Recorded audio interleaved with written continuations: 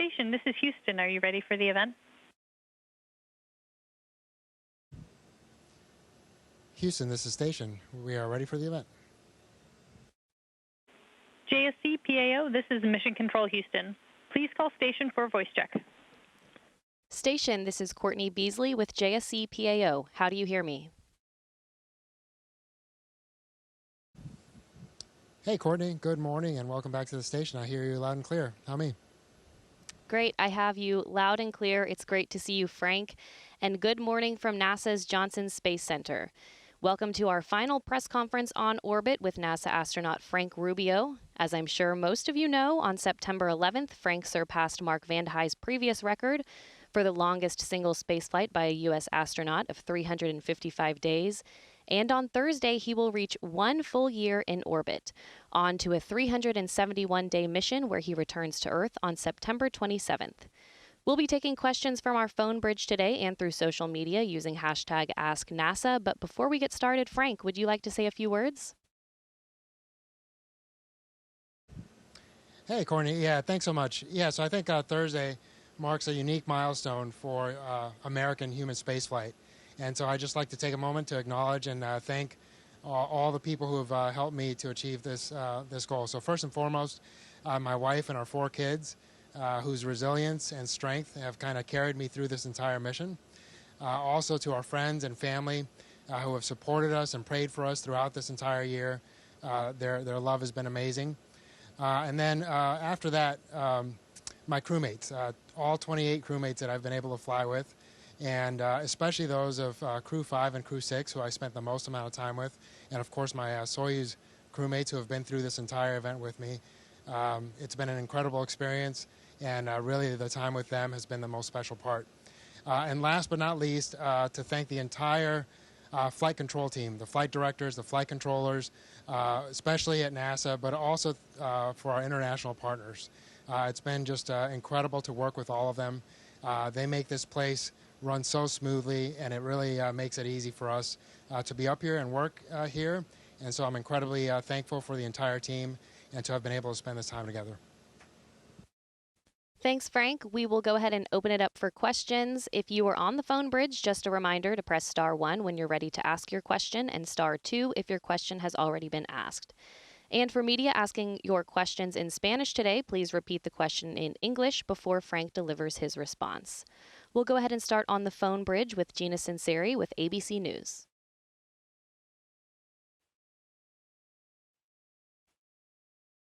Been up there for a few days.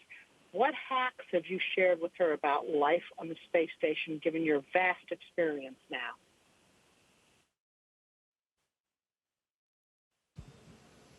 Hey, Gina, good to talk to you again. I think I missed the first portion of your question there. Could you please repeat that? Certainly. Laurel O'Hara's been up there for a few days now. What hacks have you shared with her, given your vast experience on the space station, your tips and tricks? Yeah, well, you know, it's great to have Laurel up here. She's a close friend. She's a classmate. And so Jasmine, Laurel, and I have had a great time kind of reuniting here in space. And honestly, she's doing fantastic just on her own. We've been showing her around as a crew. And just kind of, you know, the day-to-day life is kind of what you show them the first couple of days. How to use the restroom in space, how to prepare your food, how to sleep. All the little things you kind of take for granted on Earth, you kind of have to learn anew up here.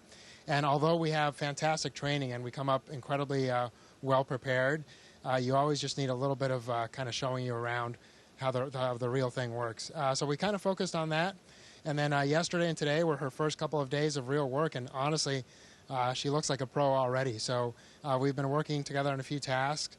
And, you know, more than anything, just kind of showing her little odds and ends that you learn over the span of a year. But I have full confidence she's going to do great over the next 6 months.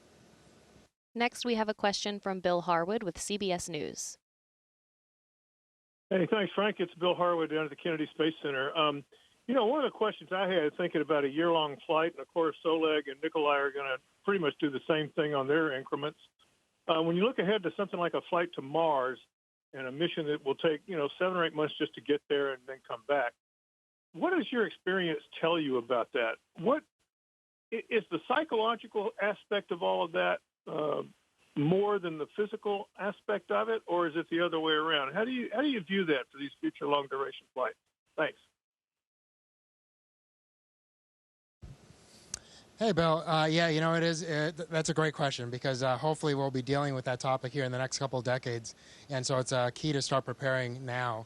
And I think it's really a combination of both. The psychological factor was more of a factor than I expected, but again, just having a really good team around you is such an incredible help. Staying busy, but not too busy, and just finding that work balance along with relaxation as able.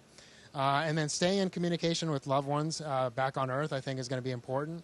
But just really having a good team and having trained together as a team and focusing on the mission together as a team, I think is going to be incredibly important. But I'm confident that whoever is going on that mission is going to do great, and I look forward to seeing how that team operates. Next up is Kristen Fisher with CNN. Hi, Frank. Kristen Fisher with CNN. I'm wondering if you had known at the time you launched that you were going to be up in space for a full year instead of 6 months, would you have still done it? And would you have done anything differently to prepare? Thanks. Yeah, hey, Kristen. It's good to talk to you again. This is great. I feel like I've spoken to many of you before. So, that's a good question. I think it would have depended on when I would have found out. Obviously, if they had asked me up front before you start training, because you do train for a year or 2 years for your mission, I probably would have declined. It would have hurt, but I would have declined, and that's only because of family things that were going on this past year. And had I known that I would have had to miss those very important events, I just would have had to say thank you, but no thank you. But once you commit to the mission, once you're part of the training, and really all the assets and all the preparation that go into you, and the mission kind of counts on you. So I think if I had found out before launch, but essentially well into the training cycle, I would have been committed to the mission, because ultimately that's our job, and we have to get the mission done. And having the International Space Station going for 23 years requires a lot of individual and family sacrifices, but sometimes that's what you have to do. Next, we have Carlos from Telemundo. Yes, Frank, it's Carlos Robles from Telemundo Network. How you doing? My question is, first of all, I will do it in English. What is the most powerful experience you had in space, and how has it changed your perspective on life on Earth? ¿Cuál es la experiencia más impactante o reveladora que has tenido en el espacio, y cómo ha cambiado tu perspectiva aquí en la Tierra? Buenos días, Carlos. Gusto saludarte. Bueno, sabes, la experiencia creo que más poderosa que he tenido es ver nuestro planeta, la belleza que es en nuestro planeta. Y claro, yo creo que ya muchos no tienen necesariamente que uno venir al espacio para entender que tenemos que cuidar nuestro planeta. Pero creo que viendo cómo es de bello, cómo es de pequeño alrededor del universo que está al lado de nosotros, y de veras que no hay nada más. Entonces creo que pone el énfasis que importante es cuidar nuestro planeta para nuestros hijos y para el futuro. Next, we have Marcia Dunn with the Associated Press. Yes, hey, Frank. When Scott Kelly got back after his almost year in space, he walked into his house and went right into the pool, his swimming pool. So I'd like to know what are you looking forward to like that when you get back on Earth? What can't you wait to see and feel and do like that? And in a quick aside, what was the hardest point in your mission? What point did you just feel like you maybe couldn't take it anymore and then got over it? Thanks. Yeah, no problem. And thank you so much for a great question, because I think it adds the human factor to this past year. So for me, honestly, obviously, I think hugging my wife and kids is going to be paramount. And I'll probably focus on that for the first couple of days. But then getting home, and we're blessed enough to have kind of a quiet backyard. And I think just going out in the yard and enjoying the trees and the silence. Up here we kind of have the constant hum of machinery that's keeping us alive. it's very important, but it is just a constant hum that you probably hear in the background. And so I'm looking forward to just being outside and enjoying the peace and quiet. The hardest point, it's hard to say. I think when it finally became real that it was gonna require me to stay for a full year was difficult. Although that decision really took a couple of months, and so essentially we knew the situation, we were dealing with it, we were coming up with options, and so although it was difficult, honestly, I had already kind of come to terms with it. My family and I had come to terms with it, and so it was it made it a little bit easier by the fact that it did, give us some time to kind of cope with the possibilities. And so when it came, I think we were prepared to just commit to the fact that we had to do this, and we were going to try to do it well. Next, we have Mark Carreau with Aviation Week and Space Technology.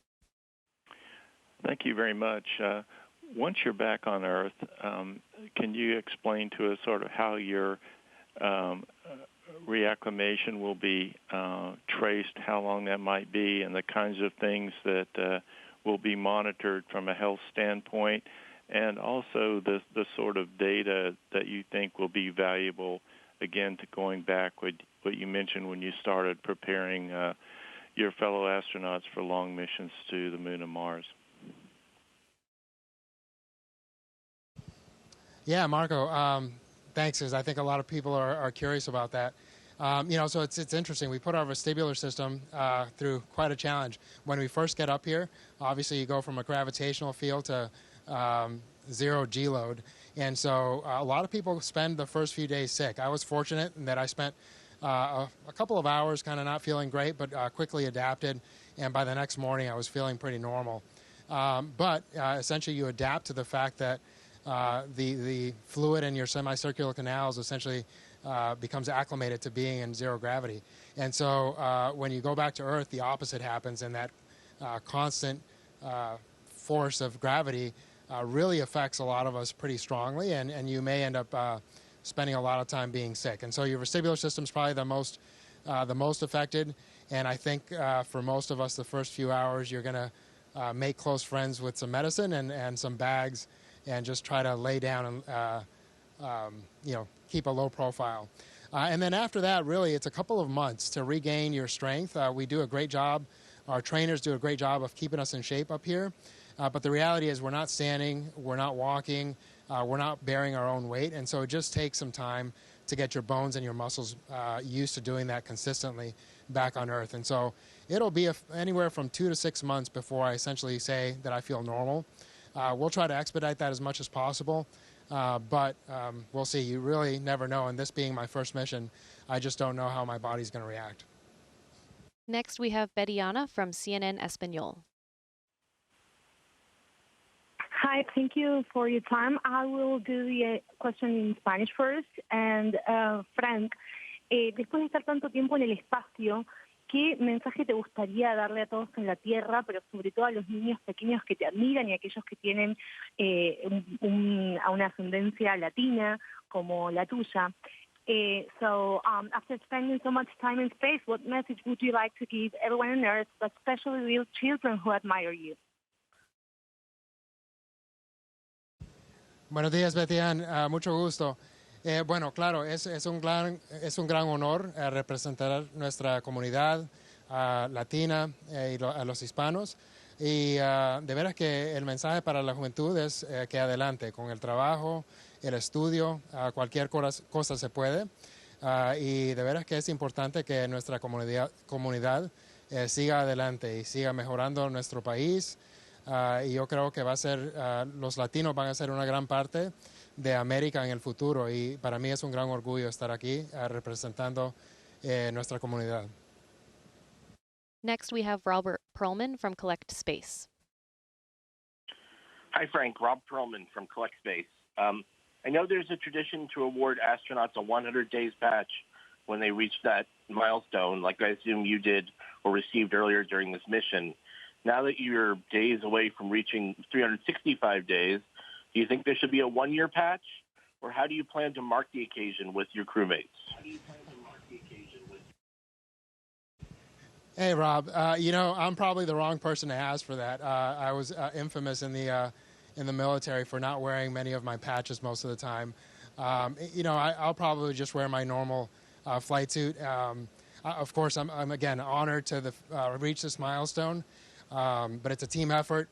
And so if we do make a patch, then they better make a whole lot of them, because we'll have to give them out to all the team members who made this possible. But yeah, certainly, I hope we can take a moment to really just enjoy it, right, as a NASA team. And the fact that we can keep the International Space Station going for 23 continuous years, that we can have people up here regularly now for up to a year. And the reality is, yes, I'll cross that mark, but my mission is really no different from Mark's, Christina, or Scott, and lots of other people. Drew was up here for 9 months. And so a lot of people have seen the endurance and the sacrifice that it takes to go this long. And so I'm just lucky to have gone a couple of extra weeks. But I think it's really something that as a team we're going to take a lot of pride in. Next, we have Elizabeth Howell with Space.com. Frank, thanks for spending time with us. You've spoken before about the significance of celebrating a year in space during National Hispanic American Heritage Month. Can you talk a little bit about the mentors in that community that helped you either during your career or during your flight as relevant? Thank you. And Elizabeth, I'm sorry, I just want to make sure I heard you right. Did you say to talk about mentors? Is that correct? Exactly, mentors, or if you want to talk about more generally community members. Thank you. Yeah, no, absolutely. For me, mentors have been incredibly impactful throughout my life, especially in the military, where you're changing jobs every 3 years. You have the opportunity to work with a tremendous breadth of great individuals out there. And I've seen the same at NASA. And I think every community, really, not just the Latino community, but as a nation, I think we need to stand up more and more men and women need to stand up and be role models for the younger generations. Ultimately, the reality is none of us are perfect. I'm especially not perfect. And so I think the importance of role modeling is to show, hey, effort, attitude, and when you mess up, kind of admitting your mistakes, and showing that resilience to do so and then get better after that.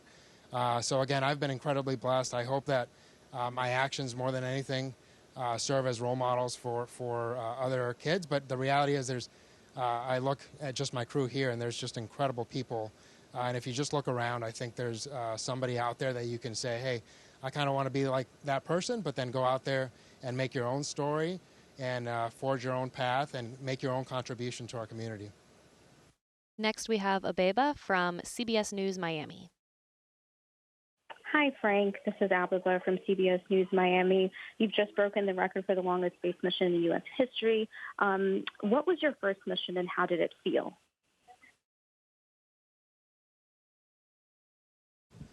Hey, Aveda. Again, this actually is my first mission, which is incredible at the fact that it just happened to last this long. And it's been a mixed emotional roller coaster to a certain degree, because personally it was an incredible challenge and it was difficult. Professionally, it was incredibly rewarding. It's a huge honor, and it's a privilege to represent our office and our team this way. But overall, I think one thing that I've tried to do and hopefully have achieved, I certainly haven't done it perfectly, is just to kind of stay positive and stay steady throughout the mission. Despite the internal up and downs, you try to just focus on the job and on the mission and remain steady, because ultimately every day you have to show up and do the work. And up here in this very unforgiving environment, we have to do things right. Again, we have an incredible ground team that backs us up, but as much as possible you try to bring your A game, because that's what the mission requires. Next, we have Maria from Caracol TV.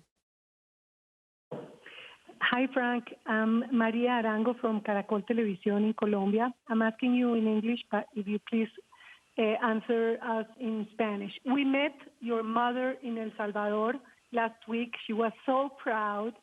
I'm sure you will be back safe. And after a whole year of hard work in space, she's sure you're going to bring important things for science and for humanity. What is exactly that you're bringing back? And she told us also that you love to eat a big green fresh salad when you land in Earth. Estuvimos con tu mamá la semana pasada, está orgullosa y segura de que vas a venir seguro a la Tierra, segura de que vas a traer algo importante para la ciencia y para la humanidad. ¿Qué es exactamente eso que vas a traer? Y si el antojo mayor al llegar para comer es una gran ensalada verde, que es lo que más has extrañado. Gracias, Frank. Bueno, sí, mucho gusto, María, y saludos a los colombianos. Muchas gracias por su apoyo. Sabe, de veras que para mí ha sido un gran orgullo representar a mi mamá, a su patria, El Salvador, nuestra comunidad. Y sí, claro, me emociona regresar y poder verla. Y lástimamente va a ser unos cuantos meses, creo, porque tengo que recuperar un poco antes de que pueda viajar. Pero sí, una ensalada, porque de veras que acá no tenemos demasiada comida fresca. La comida es excelente, pero no muy fresca, y eso es porque, claro, tiene que volar meses en adelante en cualquier coheta que viene para traer supplies a la estación. Y a veces lo que voy a traer a la Tierra, creo que más que todo va a ser la experiencia, el mensaje y las ideas que he podido experimentar aquí en la estación. Y para mí va a ser un gran orgullo poder dar esas ideas a la juventud, no solo de América, de El Salvador, pero de toda la comunidad de Latinoamérica. All right, that's all the time we have for today. Frank, thanks again for your time today. And as you approach these final historic milestones in your mission, we are all cheering you on back here on Earth and look so forward to having you home. And thanks to all of you who participated through our phone bridge and social media platforms to join in on our discussion today. We'll see you again next time. All right, Courtney, thanks again. And I look forward to seeing you all in just about a week. Take care. Station, this is Houston ACR. That concludes the event. Thank you to all participants. Station, we are now resuming operational audio communications.